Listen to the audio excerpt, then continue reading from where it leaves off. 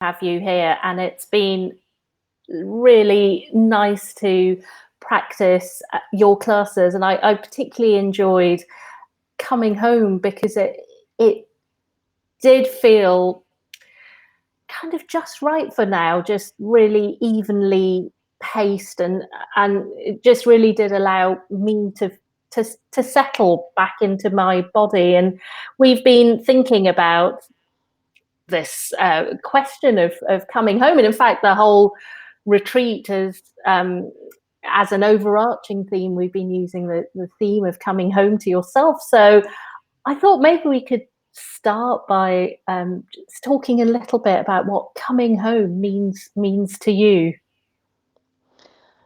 Sure. Well, let's see. I think that for me, it's funny. I was thinking about it earlier just before we called each other. And one of the things that came up was when I was a young girl, about 4 or 5 years old, I was living in Missouri. And Missouri is a state in the United States that is very flat, and it's in the tornado zone. So every year there would be a big tornado that would sweep through Missouri.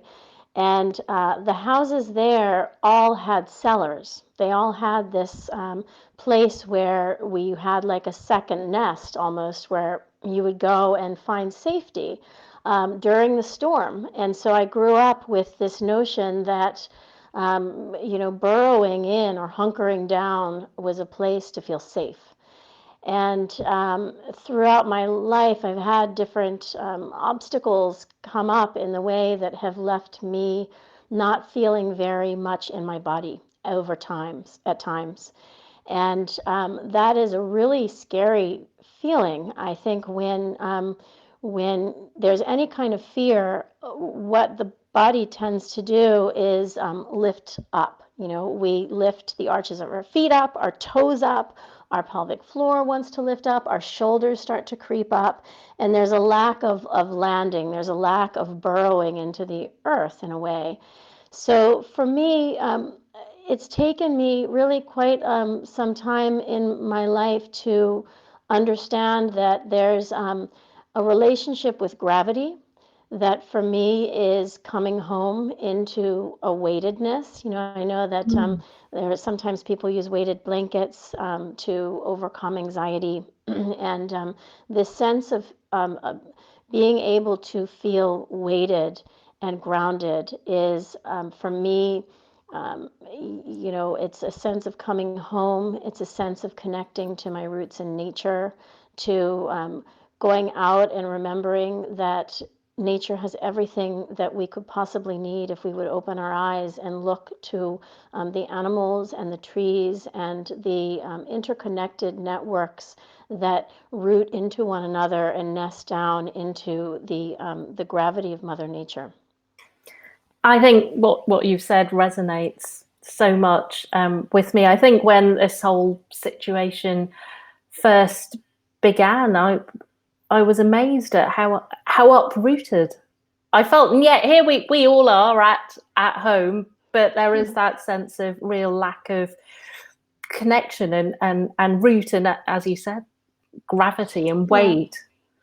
Well, we gravitate in the modern day world to our work and to external connections. There is a gravitation to the superficial, earth suit of how we look or how we act outside of ourselves, when actually coming home is an inside job.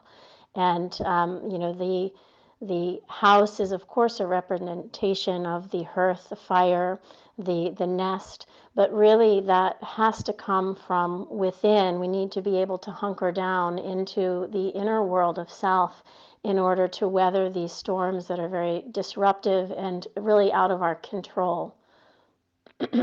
Yeah, and I think we're probably all experiencing that sense of things being out of our control, and of course that is the nature of things. And even when we do think we're in control because we're leading our normal lives, we're not really, are we? We're never Well, this is the actually in thing. control.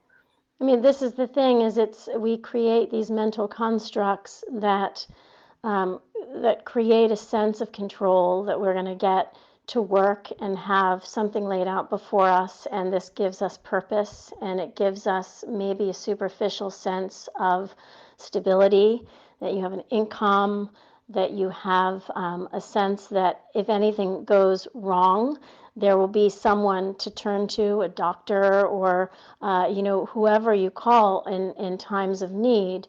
And in this sense, whilst there's a lot of disruption and a lot of these, let's say superficial, I say superficial, but really what I mean is contemporary or societal constructs, because that's not Mhm. real. I mean, that's been fabricated by humans, and things will break down as we see. As they break down, we need to then adapt to rely on something that is more constant, something that is more present with us all the time. And so, getting outside, even as things start to collapse, and they collapse because the news tells us they collapse, because unless you've been in the hospital or with someone who has been unwell, or unless you have been immediately affected, really the only lens to the outer world we have is through the media. Of course, they benefit greatly from keeping us in this uplifted state of fear, that we turn to them to find our roots. And really what we should be doing is turning off all of those superficial external mechanisms, and go outside and see that nature is still happening. The birds are still making their nests, and the ferns are still unfurling themselves out for springtime, and all of these other, let's say, another layer of life is unfolding, and nature is still taking its course.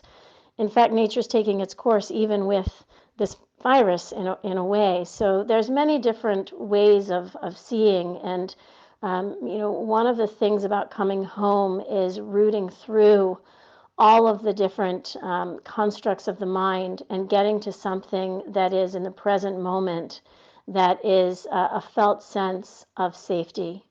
And that's real at that moment. That can be real enough.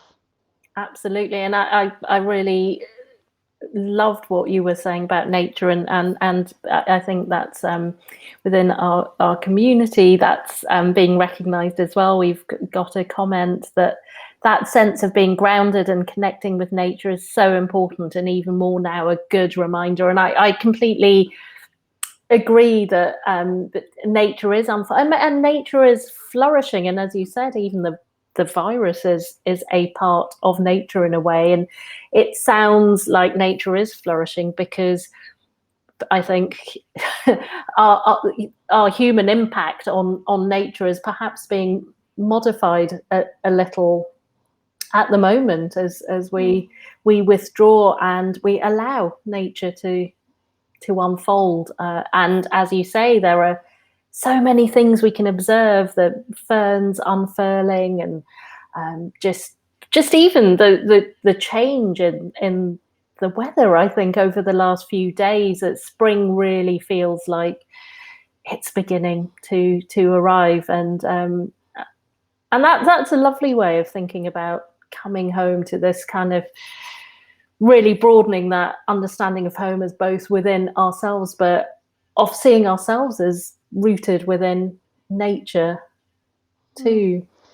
Yeah, I mean, I think that when there's this sense of rooted within our own being, that we are all, in a sense, bearing witness to events unfolding that are neither good nor bad in and of themselves. I mean, this is classic Patanjali Yoga Sutra territory. He spends the entire second chapter really talking about the human condition and ways of repurposing our mental fluctuations, so we're not in the drama, the news headline drama of, oh, things are getting better, and then something happens, and oh, but now things are getting worse, and your captain is in the hospital now. What is the nation going to do? And if we can sit back, and there's a sense of being able to rest back and observe and bear witness. And bearing witness is such a rich and important aspect of the yoga practice. of not of dispassion, detaching from the needing to slap a label or judgment on one experience being better or worse, and just being able to really look deeply beyond what perhaps is put right in front of us, and to instead, this is also a big part of drishti, of the gaze, is really being able to stay focused on something for a long period of time, but not in a way that is very with blinders on. So having an ability to stay with the landscape, to be able to widen and deepen our understanding of what it means to see, what it means to look, and especially being able to bear witness to the truth. And uncovering that takes, it's like you peeling away at layers to be able to arrive at a place that feels safe, that feels like home. Whether or not it is comfortable, that's another question. That, being a baby and going through your mother's birth canal is not comfortable, but we arrive at a place from one home of the womb to another home that we adapt to. And humans, we are so adaptable. It's quite miraculous to see how over a couple of weeks here we are with each other in a little different way. But we if we can rest back and find a place to be grounded and safe, and to remind ourselves of how we can support ourselves, how we can support one another, and what our resources are, then everything is possible. That's really lovely, and there's so much to think about and consider and unpick in what you say. And I think, as you said, it's this process of peeling back layers, but also bearing witness, and bearing witness without judgment, which is a challenging thing to do Yes. as well. Well, I'm really looking forward to being led in a meditation by you, Lizzie. Is there anything you want to say about the meditation before we? So it's really important to have a good seat, whatever that is. So for those of you who are joining us, make sure that you have, whether it's a cushion or a couple of blocks or a chair, something that you can allow yourself to rest into is very important. I would also say that anything that brings comfort, that allows you to rest, is nice. So even lying on the back with your knees bent and the feet on the floor is welcome.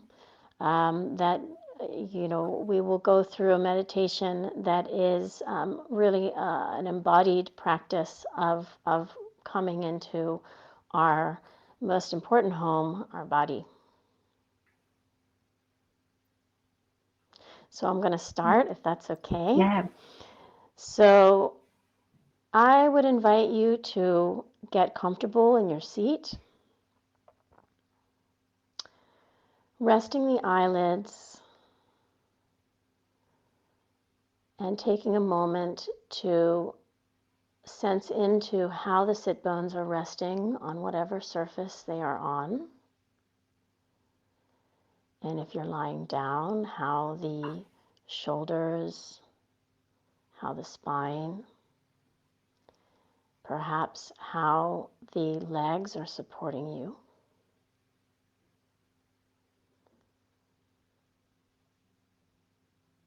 So however the system of support is, become aware of your foundation and begin to notice, perhaps, if there's anything you need to do within that foundation to create a little bit more balance.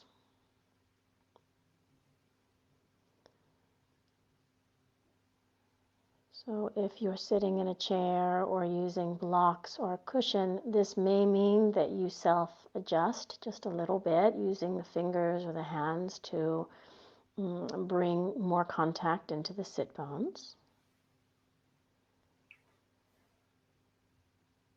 And if you're lying on your back, this may be adjusting the way the feet are in touch with the floor, or how the shoulder blades are resting down, supporting the ribs.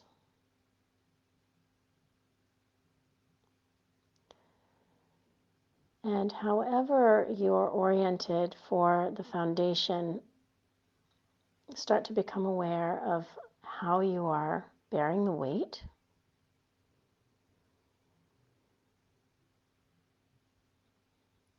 Begin to notice if you're holding any tension in the pelvic floor, in the digestive organs, in the diaphragm, which is the solar plexus area above the belly, in the shoulders, and perhaps even the jaw or the tongue.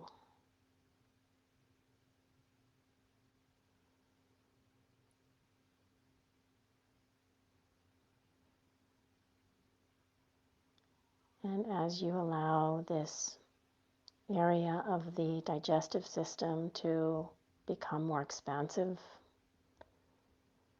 more voluminous, and you start to take stock of how the tail is resting. Like on any journey, the first part of preparing for that journey is orienting yourself. So at this moment, in order to arrive into the body, you need to orient into a support system that allows you to rest down. And as that resting place becomes weighted and full, bringing your awareness up through the front of the spine.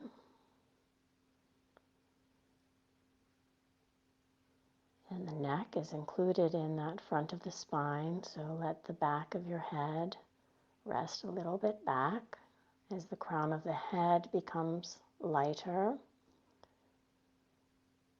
more available, for giving you a sense of natural lift, of natural brightness.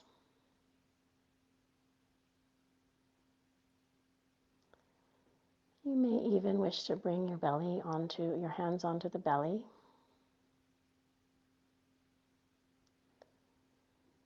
And as you do that, or as you bring your awareness into this area, this question of support is so very vital to our existence.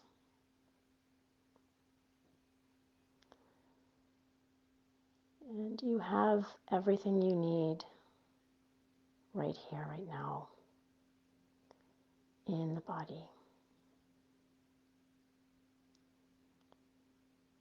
However you are finding the weight in your body, the pelvic floor is a support. And the more you can let the pelvic floor go and find your spine, either vertically or horizontally, you are feeding the engine of your system. In fact, if you can start to imagine your body as your home, you have all the inner workings. You have your heating system in the torso. All of these magical technologies exist to process energy, to bring warmth and nourishment. And the more that you have a support system there, the more then you can allow the resources within to work efficiently, masterfully, magically, to keep this balance and interconnection.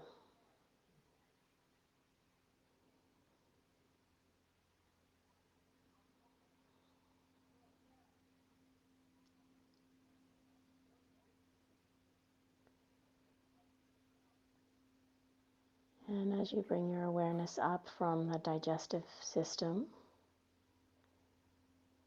the next level of support is the diaphragm at the lower part of the ribs. So see if you can imagine the lower ribs somehow mirroring the pelvis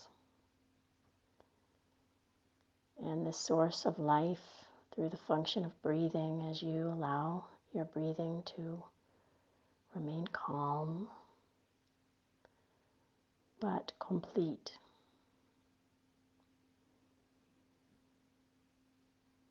And that calmness and completeness of your breathing is happening in the middle of the torso.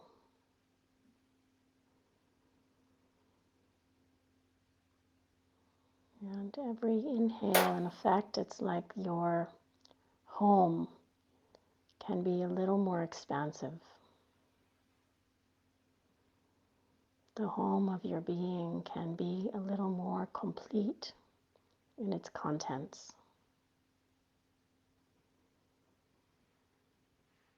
So take a little bit of time to follow your breathing pattern.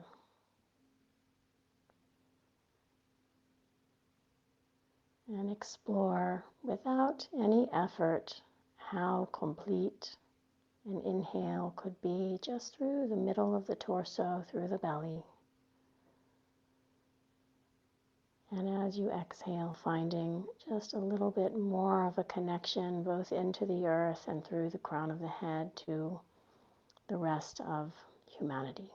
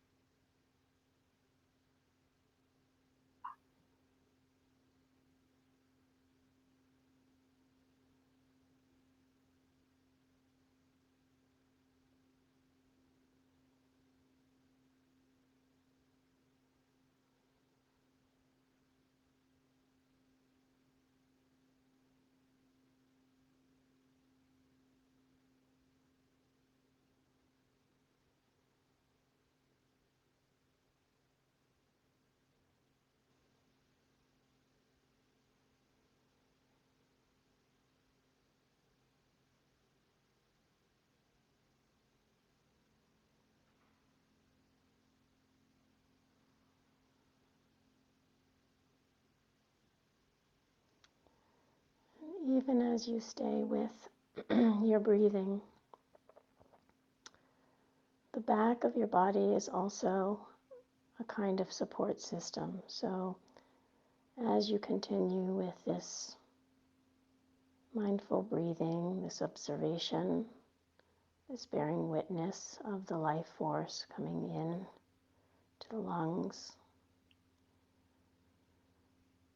and leaving through the crown of the head, trusting the back to be a support for your whole system.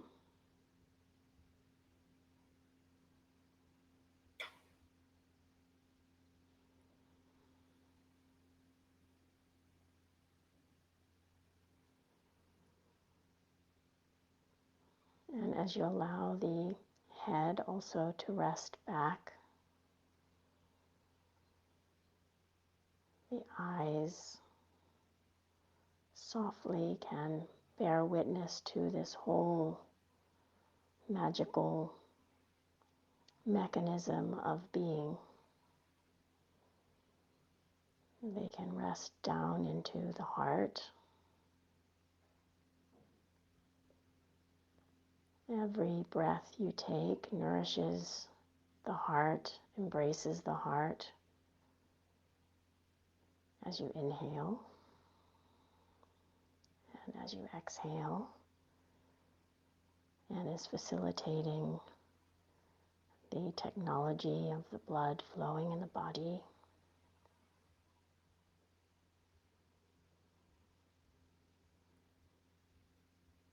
And as you take the lens of the eyes down into the digestive organs, bearing witness to the technology of the digestive organs, that even now they are processing energy, food waste, very intelligently identifying what is useful for your continued presence on this earth and what is not useful anymore.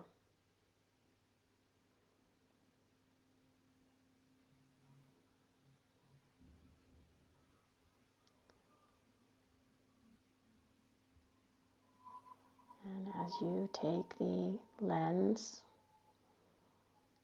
the gaze through the eyes even deeper, you might imagine the roots growing through the sit bones or through the feet or through the back of your body down into the earth, through the soil, through the various layers that Mother Nature provides to nourish all her earthlings.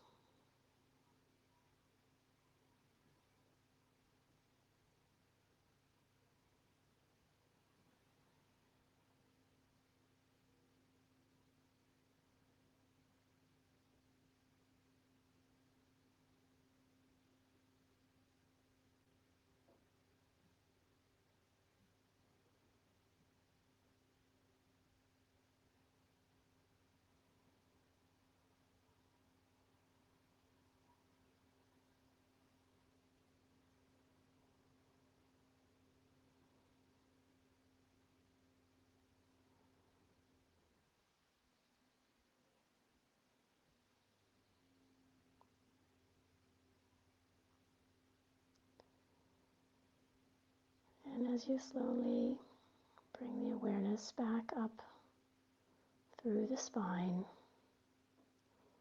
these various points of mention, bringing the lens back to the heart. And not unlike the roots through the feet or the sit bones or the back, the heart is another hub of rootedness. And out of the heart springs the arms that are so useful for embracing one another in other times, in future times. The hands, which are such an incredible resource, a tool for us to create beauty and meaning through music, through the arts, writing, painting, drawing, cooking, gardening, all these beautiful creations that come from the heart through the hands. So however the hands are for you, without moving them, these just little micro movements of awareness, acknowledgement,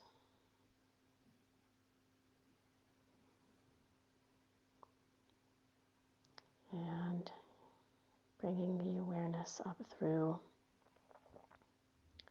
the front of the spine, the front of the neck. Again, without any big movement. Definitely not a movement that is available to see, just a small movement to allow the acknowledgement of the throat, the hub of communication through words, song, vibration.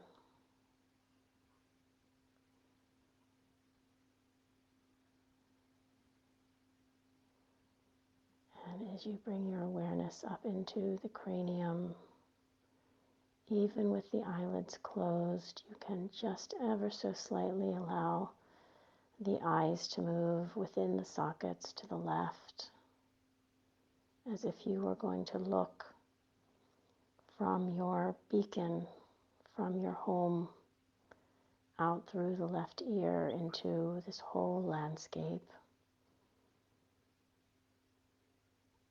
and back into a resting place before you take them to the right. Still the eyes are closed, but you are looking for an expansive awareness, bearing witness through the right ear.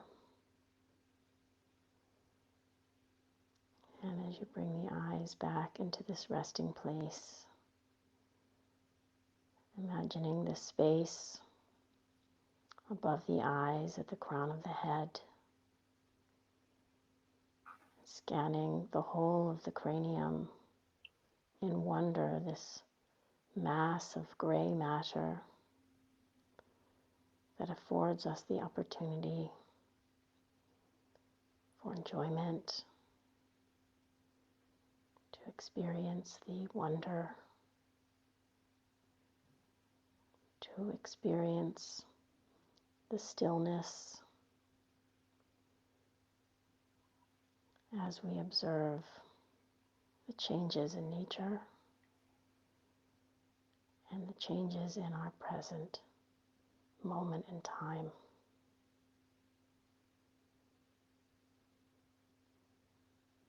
And as you bring the awareness to the crown of the head,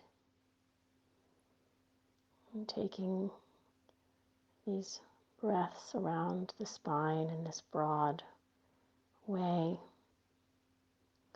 filling the container of your body with the contents, the mechanisms that help you to be in this lifetime, but also your experiences, your life stories that give your home a sense of meaning, that give your home a special sense of authenticity, of safety, the known story of you.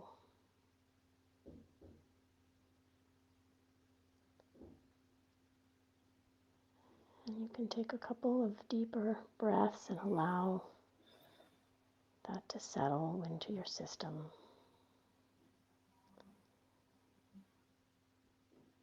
And when you're ready, you can slowly allow the eyelids to lift open.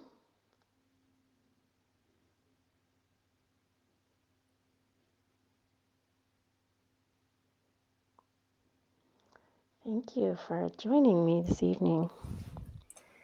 Thank you, Lizzie. That was really, really lovely, and I felt really held through that whole meditation. So it felt like a big virtual hug, which was really lovely. So thank you very much for that. We have some questions for you. Can I read those Yes, out please, to you? yes. So we have a question, and they're both actually from Oh, I think it's just come up twice. So they're from Vera, and she says, Lizzie, I have just done your class coming home and loved it, but what a challenge. I just could not do the movement where one places the ankle onto the knee of the bended opposite leg. That's a tricky one. So she goes on to say, Lizzie, why can't I do this movement? Your model had her leg quite flat. Mine was up and I could not get it to go down. Which muscles do I have to train to give me that flexibility? I do enjoy a challenge, so I did laugh at myself when I looked at how clumsy I was compared to your student on the video. So that's a fantastic question. It's also hugely challenging for me. I remember on many occasions being in yoga classes, quite hating on the teacher who led us there for 20 breaths or so. So it's it's a good question. The thing I would recommend in that case is to bring the top leg in front of the bottom leg. So you're more in a Sukhasana variation where you're in a simple cross-legged seat. It's not an easy question in terms of muscle training. It's more about releasing. And oftentimes the confusion comes it's all about the pelvis, that when you bring the legs into a cross-seated position, one thing I would recommend is you sit a little bit higher. So you could sit on a couple of blocks. That will bring your pelvis into a more forward position and the sit bones more away from each other. So that will give you space to potentially bring the legs a little more in relationship.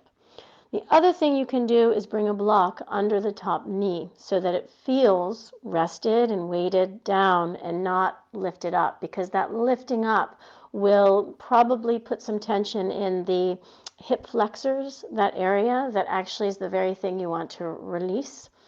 So it's not one of those things that you can force. It takes time, and some days are just different than others. So definitely honor your body.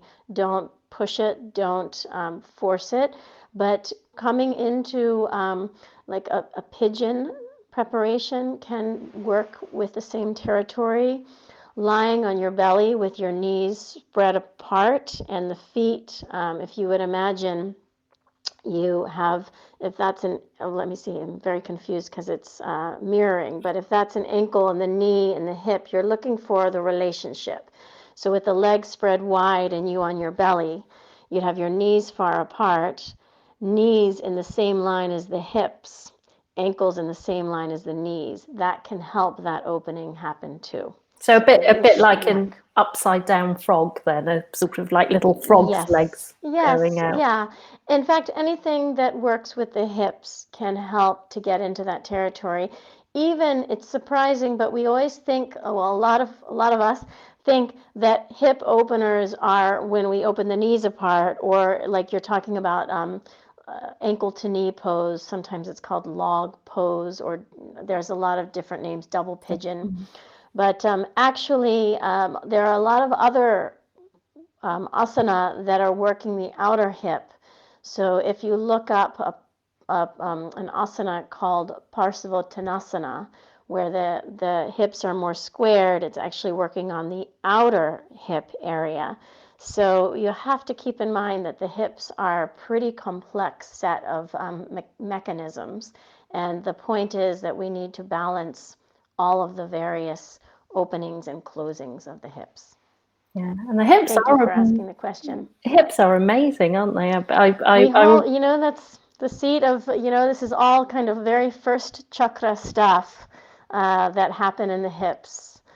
Having a roof over our head, feeling safe, having enough food to eat, all of these kind of very basic human needs are first chakra stuff. That's the hips. And I've heard that apparently no two human beings have identical hips. They're a bit like your fingerprints as well. So our hips are unique, and as you said, it's linked to our sense of survival.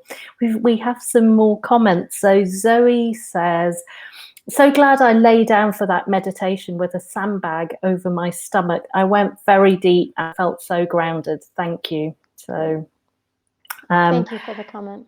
And then Vera's saying, so probably coming back to the hip. So she's commenting, Lizzie, thank you.